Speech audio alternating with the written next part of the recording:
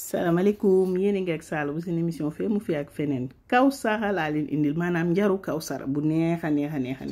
nañ dem am nañ foofu suñu tapioca gis ngeen ko li may wax yëpp maa ngi leen koy bindal dañ koy baxal ci ndox rek ba mu ñor ñu ñëw teg ko mu sedd ñu xent ko def suñu salade yi daal di ñëw laal ci som meew gis nga ko noonu meew bi c'est important parce que mooy tax mu nekk njar bu woyof ñu daal ci def tuuti lait concentré non sucré tuuti lait concentré sucré comme nu ngeen koy gisee noonu ñu daal di yëngal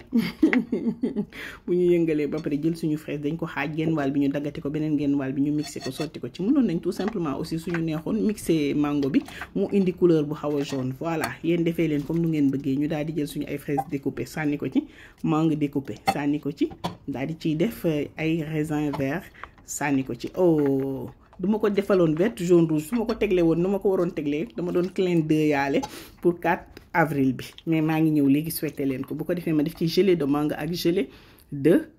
coco ñoo mujjee dugg noonu bind naa ko bu ko defee jëlal suñu njar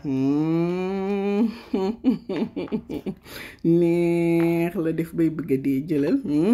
bu ko defee mënuñu def njar bi te duñ ci def glace mu sedd njar balaa neex sedd guy ñu sànni ci ay glace dañ ko ciy tëmbal mënul ñaar mangoog jëlal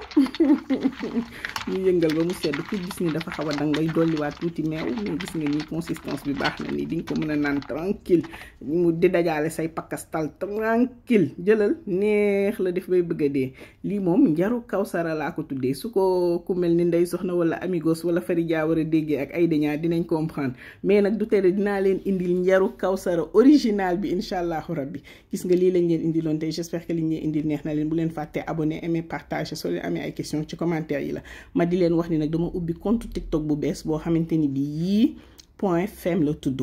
foofu laay xel di publier léegi daw leen ngeen abonné fa s'il vous plaît merci d'avoir suivi et à la prochaine.